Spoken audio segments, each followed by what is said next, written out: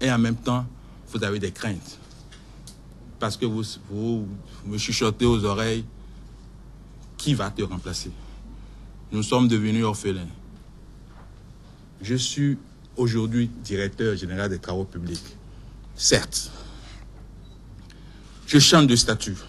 Je rentre au couvent. Ça veut dire que je ne suis plus libre de dire comme je veux, ce que je veux. Mais je vous promets une chose, je ne vendrai pas mon âme. De toute ma carrière qui fait aujourd'hui un peu plus de 18 ans, je n'ai pas cherché à bousculer des gens et à prendre leur place. J'ai voulu rester sous des gens, apprendre et à évoluer à mon rythme. J'aurais peut-être été déjeté un peu plus tôt. Ça, je ne dévoile pas, je ne dévoile aucun secret. Mais j'ai tenu à ce que je le sois des mains de quelqu'un qui a fini. Et aujourd'hui, je suis très fier. Nous allons faire en sorte que ceux qui nous ont fait confiance ne soient point déçus. Et que le peuple qui voit en moi un espoir, que ce peuple ne soit point déçu. Donc Lamba Balo, oui, Jacques Kayadji n'est plus un homme libre comme hier. Il va au couvent, mais pour autant, il ne vend pas son âme. Oui, de toutes les façons, moi j'ai eu l'occasion de faire beaucoup de débats avec lui, notamment sur les plateaux de Sika TV. Et je connais sa verve, et je connais également sa façon de prendre les choses. Il dit librement ce qu'il ressent. Aujourd'hui, sa position de directeur général et donc sa position dans le couvent l'oblige à la réserve. Donc il y a une obligation de réserve liée à son positionnement administratif. Il n'est plus libre de dire ce qu'il veut, il a rappelé. Mais il dit aussi qu'il ne vendra pas son âme au diable. Moi je crois que on peut lui faire confiance pour l'avoir vu par ailleurs dans beaucoup d'autres combats. Ce n'est pas le cadre qui est attaché systématiquement aux intérêts matériels. Je vois simplement la sobriété même de son habillement quand il allait prendre service. Je vois certains directeurs généraux, lorsqu'ils sont nommés, parés de leurs plus beaux vêtements et tout le reste, mais il était dans une sobriété et une simplicité qui ne disent pas leur nom. Je veux parler de sobriété et simplicité. Et donc vous comprenez déjà que c'est quelqu'un, d'abord qui n'a pas été surpris par sa nomination et qui a dit qu'il aurait pu être nommé depuis, s'il avait voulu bousculer des gens pour prendre leur place. Mais il a attendu que le titulaire du poste aille à la retraite. Et donc, quand je l'écoute, j'ai le sentiment qu'il est dans une certaine intelligence avec le régime et qu'il savait très bien qu'il allait prendre cette direction. Donc, je crois qu'on peut lui faire confiance en attendant justement de le voir à l'œuvre pour savoir si réellement il pourra satisfaire tout ce qu'on pense de lui, parce qu'il sait très bien que le peuple le suit. Pour avoir dénoncé pendant longtemps certains avatars, eh bien, il sera l'un des cadres les plus suivis par nous autres journalistes et par le peuple également. Il a l'obligation de résultats. Parce que s'il ne fait pas les résultats, nous serons encore là pour lui dire, M. Yadi, pendant que vous n'étiez pas au couvent, vous disiez certaines choses. Aujourd'hui que vous êtes au couvent, vous faites malheureusement comme ceux que vous dénonciez. Et donc, il a l'obligation des résultats. Et nous autres, nous avons l'obligation de faire la veille pour qu'il puisse faire des résultats probants. Médéric François Gogo, l'homme au couvent, mais n'entend pas vendre son âme. C'est-à-dire que depuis le couvent, il pourra filer d'informations aux siens, rester de l'autre côté. Le militant des causes nationales, l'ardent défenseur des faibles, de la veuve et éventuellement de l'orphelin, s'il faut que je parle en ces termes, est devenu responsable. Cadre émérite il a l'obligation morale de donner la preuve de toutes ses compétences. Il reste demeure droit dans ses bottes. Il est en phase avec lui-même. L'humilité traduit exactement la qualité de l'homme que nous avons appris à connaître sur beaucoup de fronts et dans beaucoup de forats. Également, aujourd'hui, il a pris des engagements. C'est vrai qu'il a l'obligation de réserve, mais c'est également vrai qu'avec lui, nous osons espérer que le gouvernement se met en position de se faire, si possible, à l'acquérir, parce que le gouvernement ne pourra plus accepter les malfaçons. Le gouvernement ne pourra plus accepter les éléphants blancs. Le gouvernement, si l'on doit être dans la droite ligne de l'élan, de la logique, de la dynamique, dans laquelle Jacques Kayadji a toujours été, et nous osons l'espérer, demeurera et restera, vaille que vaille, quitte à déposer le tablier, il en est bel et bien capable. C'est l'un des rares. C'est l'un des rares qui peuvent déposer le tablier lorsque ça ne va pas, puisque l'homme a un détachement vis-à-vis du matériel brut et cru. L'homme aurait pu participer à beaucoup de choses au niveau de son ministère.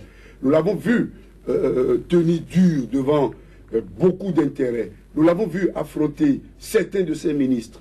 Nous l'avons vu mettre en cause certains des contrats qui étaient comme des dollars qui étaient signés sur le dos du peuple et dénoncer beaucoup de choses au moment où il était quand même en position d'avoir des privilèges, d'avoir des prébendes, d'avoir des ristournes, d'avoir des pourcentages, les 20, les 10%, comme on le dit. Et nous osons croire qu'il ne trahira pas tous ceux-là qui ont été dans la même logique que lui, qui ont lutté contre l'affairisme, qui ont lutté contre les brimades et les diverses violations des droits de l'homme et de la personne humaine. Je crois bel et bien que là où il a l'obligation de résultats.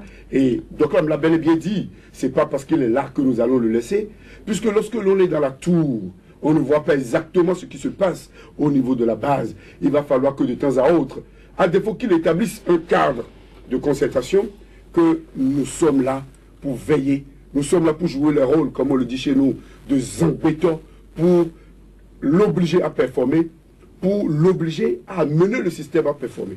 Du reste, nous l'avons constaté dans ses propos, sa nomination n'est pas comme une prime, parce qu'il appartiendrait certainement à une région, parce qu'il appartiendrait certainement à une caste, parce qu'il appartiendrait certainement à un groupe ou à un groupuscule d'acteurs politiques. Nous osons le croire, puisque nous l'avions vu beaucoup actif au niveau de Mercredi Rouge. Nous l'avions vu, même si aujourd'hui on refuse à l'autre de faire Mercredi Noir, ça c'est un autre débat, nous l'avons vu actif, nous l'avons vu combattre la dictature à peine voilée du régime des feux. Mais aujourd'hui, nous aurions aimé le voir prôner tout ce qu'il a toujours avancé, tout ce pourquoi il a toujours combattu toute sa vie. Nous espérons en lui et nous pensons qu'avec sa nomination, le gouvernement s'est mis presque la corde au cou et a l'obligation, ne serait-ce qu'au niveau des travaux publics, au niveau des routes, de travailler et d'aller jusqu'au bout de la logique. En tout cas, donc, Jacques Kayadi dit il ne laisse pas un Sintra TTP pourtant orphelin. Mais de cette nomination, que reste-t-il du syndicat? Non, avant de parler du syndicat, il faut relever, enfin je ne vais pas relever, mais il faut dire que la Direction Générale des Travaux Publics, c'est le plus gros budget du ministère des TP. C'est le plus gros budget. Et donc c'est une grosse marque de confiance qu'il faut saluer. Alors par rapport au syndicat, moi je crois que M. Jacques Kayadi a fait un parcours. Il était adjoint, n'est-ce pas? Et après, il a pris la tête de ce syndicat. Il a fait des luttes syndicales que nous connaissons très bien. Et c'est le moment de poser le vrai débat de la succession. Moi, je pense que le syndicalisme, ce n'est pas une profession. Ce n'est pas, on ne fait pas carrière dans le syndicalisme. Je vois certains syndicalistes qui apparemment font carrière. Et je suis... Vous faites allusion à qui ça? Ne me posez pas, ne me demandez pas de donner... Je suis là aussi pour ça. Vous dites des choses intéressantes. Vous êtes des gens qui font carrière. Dans le syndicalisme, il faut refuser ça. Il faudrait que certains sachent carrément qu'on fait du syndicalisme, c'est vrai, on défend des intérêts corporatistes, mais on ne peut pas le faire éternellement non plus. D'où la relève en matière syndicale. Vous savez très bien que le syndicalisme amène certains cadres à être au devant de la scène, à être tout le temps sur les médias et donc à être visible et avoir un positionnement. Mais quand on l'a fait aussi, il faut savoir passer la main. Je souhaiterais qu'au niveau du Sintra TP, que les gens comprennent qu'il faut bien un autre Jacques Kayadi. C'est important. Maintenant, M. Kayadi a mis la barre tellement haute que j'ai le sentiment que personne ne veut se jeter à l'eau, mais il va falloir le faire, parce qu'il ne peut pas être éternellement secrétaire général du syndicat des TP. Aujourd'hui, il doit passer la main, l'adjoint qui est là, doit pouvoir prendre la relève et avoir le même accompagnement médiatique que celui que M. Jacques Kayadi a eu pour pouvoir dire les choses telles qu'elles sont. Parce que nous sommes dans un secteur où il faut dénoncer, un secteur où il y a de gros marchés qui sont passés, un secteur dans lequel il y a beaucoup de choses qui arrivent, et si on ne le dit pas, eh bien, ça va laisser libre cours à tout ce que M. Kayadi a dénoncé ça et là. Donc, je veux espérer aujourd'hui, en direct de votre plateau, que le Sintra TP pourra survivre à ce détachement. J'appelle cela détachement simplement parce que M. Hadi non plus n'est pas appelé à être DGTP tout le temps. Il peut revenir encore dans le syndicalisme s'il quitte ses fonctions officielles. Oui, Médéric François Gogo, il est désormais, Jacques Kayadji, à la tête d'une grosse structure. Assez de sous à gérer, assez de marchés à passer. Et la relève, elle pourra être vraiment assurée ou une mort programmée du Centra TTP.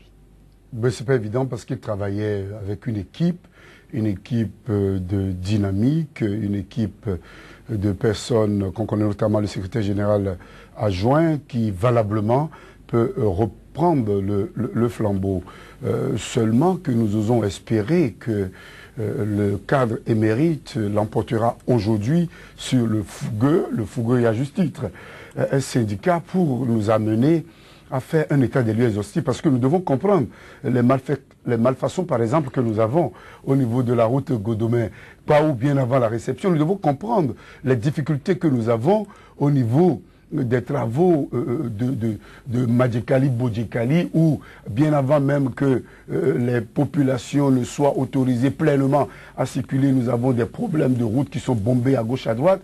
Au niveau de Parakou, du Gououé, au niveau de Dangbo, etc., il y a eu trop de problèmes durant ces dernières années. C'est tellement que le syndicat a eu toujours à tirer la sonnette d'alarme. Mais c'est tellement que le syndicat va continuer de le faire en l'absence de Jacques Kayadji. Mais aujourd'hui, nous pensons que tout ce qu'il a dénoncé en tant que syndicaliste, il va falloir que dans les brefs délais, qu'on fasse l'état des lieux, qu'on sache qui a fait quoi et pourquoi, que les 1200 milliards de marchés passés dans ce domaine, dans une logique de partenariat public-privé, qu'on sache exactement ce qu'il en est, et que beaucoup de largesse qui aurait été accordée à un partenaire qui, entre autres, aurait pris cette route comme Lokossa Dogbo, où nous parlons d'avenant en avenant. Bref, beaucoup de choses se sont passées. Et nous pensons que Jacques Kayadji en a été un acteur actif, si je me répète. Et aujourd'hui, le peuple est en droit de comprendre, parce que ce sont les sous du contribuable.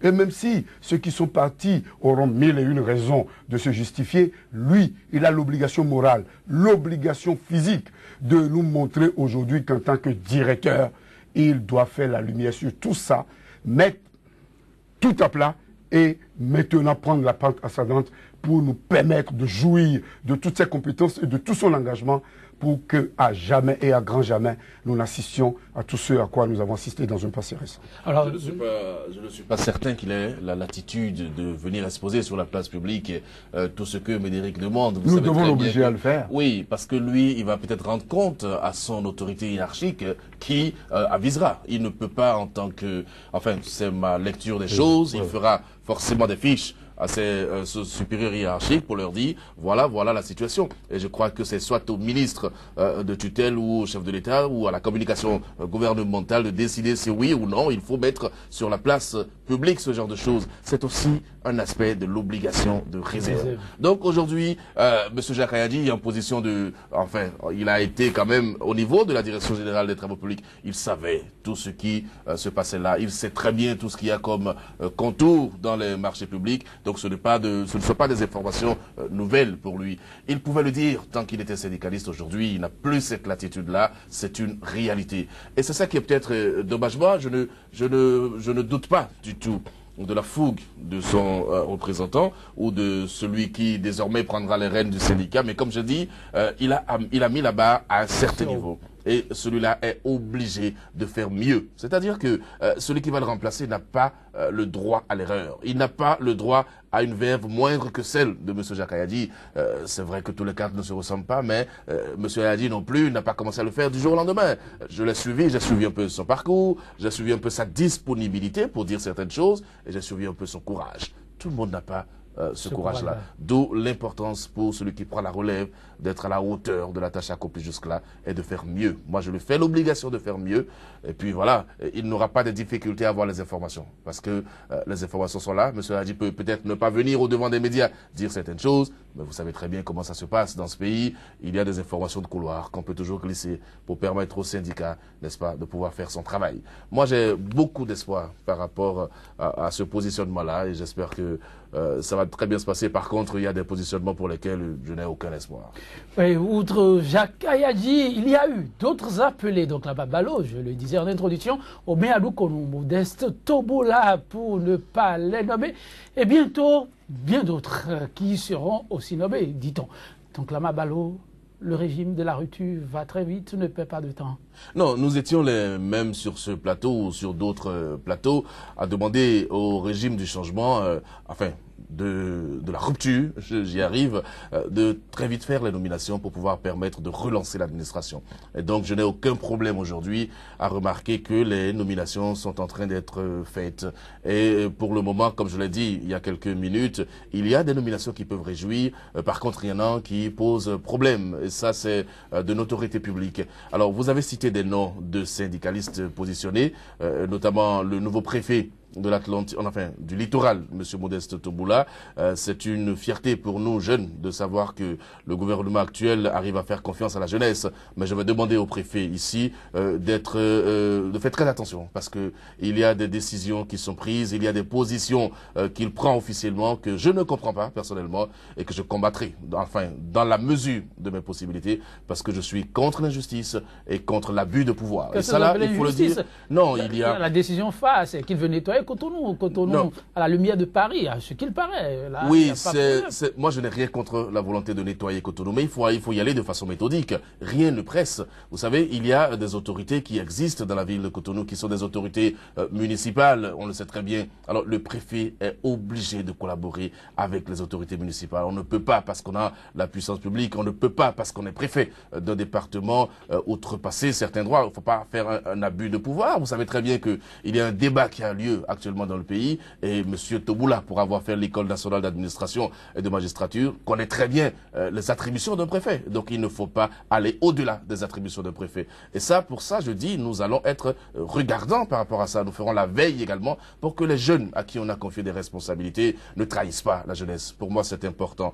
Et ça, c'est pour le préfet. Alors, il y a le directeur général du Centre national de sécurité routière dont vous avez parlé, qui, contrairement à ce que je pensais, aujourd'hui très calme, très discret et fait des actions sur le terrain. Il faut aller discuter avec lui pour comprendre que il y a des démarches qui sont menées au niveau de sa direction pour régler certaines questions. Et donc, il ne va pas au-devant des médias non plus. Il ne fait pas une direction spectacle, n'est-ce pas, de la structure qu'on lui a confiée. Ça, c'est un exemple. J'espère que ça va durer, parce que si ça ne dure pas, on sera encore là pour leur dire, messieurs, c'est vrai, vous avez une position administrative aujourd'hui, mais vous avez l'obligation, n'est-ce pas, d'honorer la jeunesse. Pour moi, c'est très important. J'ai ouï dire également que dans le secteur de la santé, certains seront promus très bientôt. Je le leur souhaite, mais en même temps, c'est qu'ils sont là au service du peuple. Ils sont venus pour servir et non pour se servir. C'est important de le dire. Et je n'ai aucun problème par rapport à la promotion des syndicalistes et je n'ai pas le sentiment non plus que c'est la volonté du pouvoir de décimer quelques syndicats que ce soit. Je n'ai pas ce sentiment-là.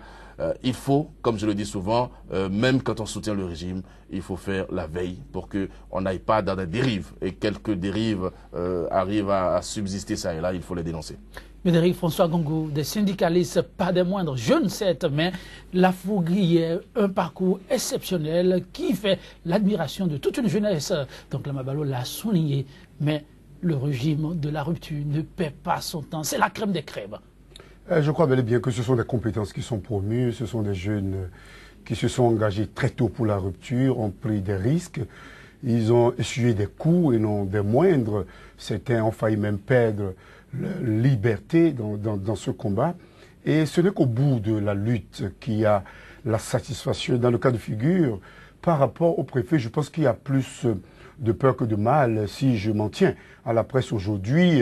On voit des lueurs d'espoir qu'entre l'autorité élue et l'autorité nommée de la ville de Cotonou, on va vers le calumet de la paix, on va vers, j'allais dire, une situation un peu apaisée si je m'en tiens aux parutions d'aujourd'hui, aux informations que nous avons eues il y a de cela quelques heures.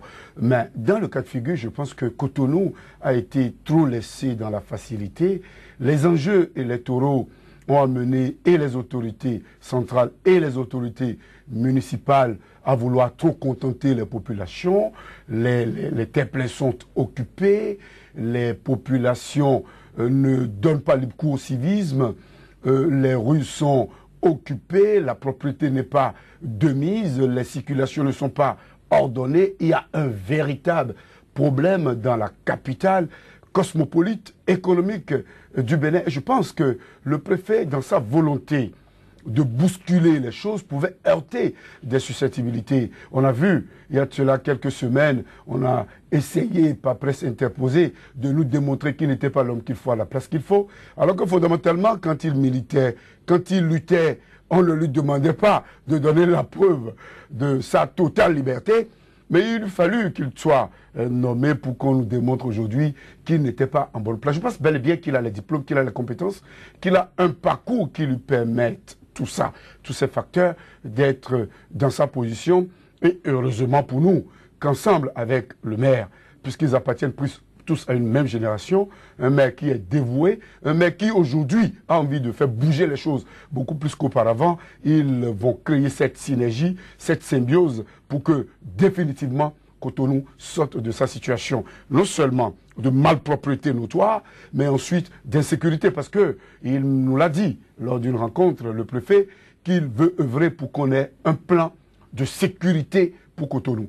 Lorsqu'on aura un plan de sécurité, avec les anciens généraux, les anciens commissaires, les anciens chefs quartiers sous la Révolution, avec tous ceux qui doivent participer, je pense que bel et bien, quels que soient les préfets que nous aurons demain, il leur suffira tout simplement de s'incrustrer dans le plan pour que Cotonou soit véritablement quadrillé. Voilà la situation, mais au niveau du CNSR, je ne doute point de la compétence d'Aubin, puisqu'il a écrit dans son bouquin, le dernier bouquin qu'il a publié, il nous a déjà montré, nous a déjà mené à voir la manière dont il doit gérer la chose publique. Et il est là aujourd'hui, il a pacifié la vie sociale au niveau du CNSR et nous voulons maintenant aller vers les résultats. L'un dans l'autre, le gouvernement de la rupture est en train de faire des choix. Mais le gouvernement de la rupture doit également tenir compte de tous les choix, de toutes les propositions.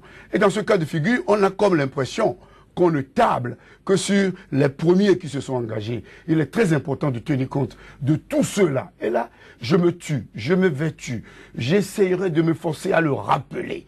Puisqu'à l'évidence des événements, beaucoup de Béninois ont cru en la chose. Ce n'est pas que nous commandons quelque chose en lieu et place des 42%, mais nous pensons que beaucoup de Béninois, au-delà des 77% qui n'ont pas choisi le chef de l'État dès le premier tour, mais les 42% qui ont rejoint le mouvement du nouveau départ pour faire de la rupture un élan, une dynamique, ont envie qu'on les entende, ont envie qu'on les écoute, ont envie qu'on respecte le désidérata. Et dans ce cas de figure, le chef de l'État qui sait bel et bien lire, il doit se départir de la prolongation des présidentielles.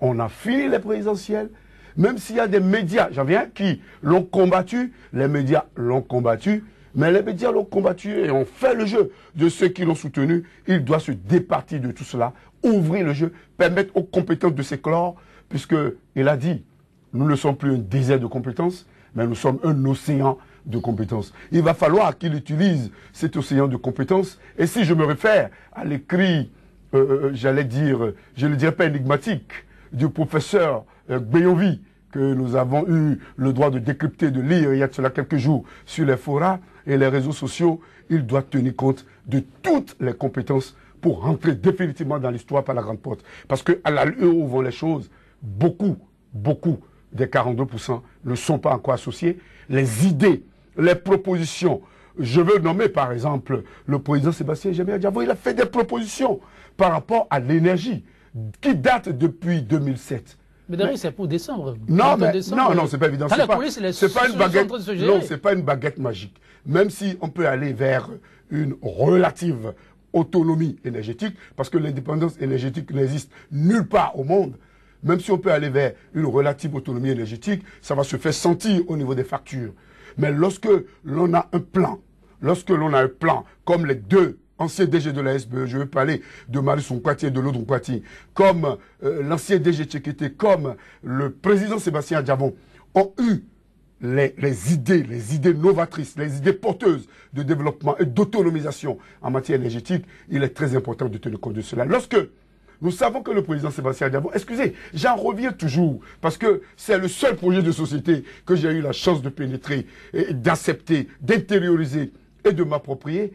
lorsque nous savons que l'homme a eu à travailler avec le Nigeria, et lorsque nous savons que le Bénin ne vit que de la réexploitation, lorsque nous considérons aujourd'hui que nous avons des difficultés économiques qui ne sont aucunement du fait du gouvernement de la rupture, aucunement du fait du président Patrice Talon, et que le président Sébastien Adjabon, président du patronat, acteur, commerçant, avec le Nigeria depuis des décennies, et héréditairement également, il connaît les rouages, il connaît ceux-là qui décident là-bas. Je pense qu'on ne doit pas laisser celui-là. Un tremplin dont il faut profiter. Oui, c'est une valeur en matière d'affaires, pas d'affairisme. Pas d'affairisme, pas de gestion des agréments de l'État. Merci bien.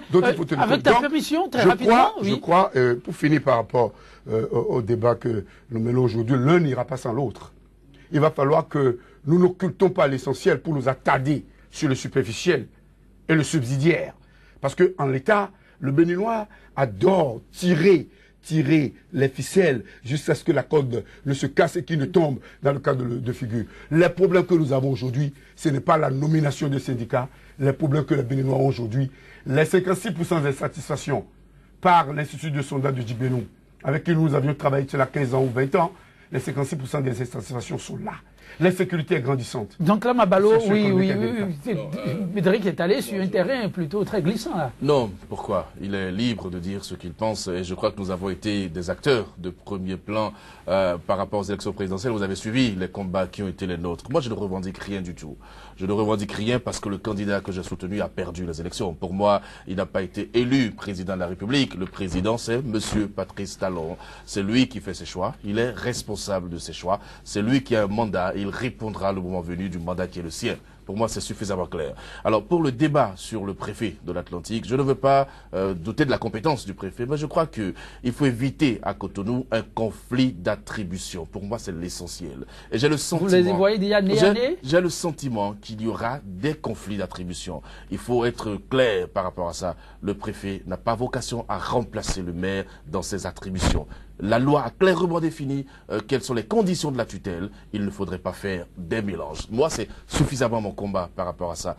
Maintenant, je suis lucide pour comprendre que en matière politique, la conquête du pouvoir peut être tout le monde, mais la gestion, c'est forcément quelques-uns. Parce que on ne peut pas appeler tout le monde non plus. Donc, Mabalo, il paraît que les deux vont de pair. Non, la gestion, c'est quelques-uns. Le préfet et le maire, ils sont tous des acteurs politiques. Mais il paraît de deux bords différents. Oui, et ça va se jouer aussi. Mais on doit se mettre au-dessus de ça. Parce qu'il s'agit du développement de nos villes. On ne peut pas, dans un pays sous-développé comme le nôtre, dans une ville avec autant de problèmes, mettre en avant des considérations politiques. Moi, je suis en dehors de ce débat. Les deux doivent avoir une parfaite harmonie pour que la ville se développe. C'est l'essentiel pour moi. Mais sur la participation des uns et des autres à la gestion du pays, je dis encore une fois, nous avons tous participé à un combat. Quelqu'un a été élu, il en assume l'entière responsabilité. Il fait ses choix, il répond de ses choix. S'il pense qu'on doit associer des gens, il le fait. S'il pense qu'il ne doit pas le faire, il ne le fera pas.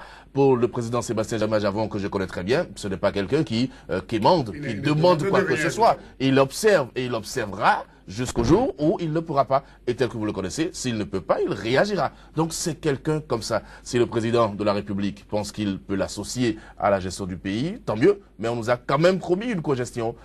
Bon, je ne sais pas si c'est observé. Je ne sais pas si c'est observé sur le terrain ou pas. Mais de toutes les façons, encore une fois, au bout de 5 ans, on fera le point. Très rapidement, en quelques secondes, pour clôturer cette émission. Votre mot de fin. Je crois que le gouvernement de la rupture opère des choix, des compétences avérées, des militants confirmés. J'espère qu'on ne va pas continuer de jouer les prolongations des élections présidentielles au niveau de la ville de Cotonou. Léali Soglo est un amoureux de Cotonou. Toute sa vie politique est attachée au développement de Cotonou. Modeste Toboula, un bon fougueux, un cadre émérite. Ils doivent travailler ensemble et réussir ensemble. Les difficultés quotidiennes des Béninois doivent être prises en compte par le chef de l'État. Le chef de l'État qui doit être beaucoup plus en regardant des réalités aujourd'hui. Il doit arrêter de regarder dans le rétroviseur, comme j'ai l'habitude de le dire, puisqu'il est face à son destin. Et les Béninois ont bien envie de le voir faire des miracles. Comme les Béninois ont envie de le voir faire des miracles, parole de Médéric François Gogo, mais nous allons rapidement écouter donc la Mabalo sur son mot de fin avant de mettre un thème à l'émission. Donc la Mabalo. Merci beaucoup. Non, je dois dire que le gouvernement de la rupture est venu avec beaucoup d'espoir pour les Béninois. Je souhaiterais que ces espoirs ne soient pas déçus. Et ça, c'est important pour moi. Il y a des erreurs commises par le gouvernement précédent. On ne doit pas retomber dans les mêmes erreurs. J'ai vu une décision de la Cour constitutionnelle récemment qui remettait en cause la nomination par intérim du directeur général de l'ORTB. Il faut respecter nos institutions. Pour moi, c'est très important. Le régime intérimaire est régi par le droit administratif. On sait dans quelle mesure on parle d'intérim. Ça n'a pas été respecté. La Cour l'a dit. Et je crois que les autorités de la rupture doivent respecter les décisions de justice. Pour moi, c'est important. Si on ne respecte pas les décisions de justice, on n'a pas un état de droit. Et donc, on aura trahi la confiance que le peuple a placée en ces autorités-là. Pour moi, c'est très, très important. Il y a beaucoup de décisions qui sont sujettes à caution. Et je souhaiterais qu'on en parle prochainement pour pouvoir mettre les choses sur les rails. Mesdames, Messieurs, donc la Mabalo, Médéric François Gogo, soyez rassurés, le débat se fera parce que la préoccupation revient avec récurrence sur tapis. Respect de décision de justice, mesdames, messieurs, ce sera un autre numéro de votre émission 100% Bénin. Quant à celui d'aujourd'hui, lendemain, même sûrement, la page se referme et ce sera sur cette citation du dramaturge et cinéaste français Jean Cocteau. Lorsque les événements nous échappent, donnons l'impression d'en être les instigateurs, puis veillons à mettre prudemment les pendules à l'heure. Mesdames, Messieurs, 100% Bénin pour le compte de cette semaine. Je m'en arrête ici pour l'aventure entamée depuis lundi, prêt à vous retrouver lundi prochain. Prenez soin de vous et restez fidèles à nos programmes. À bientôt.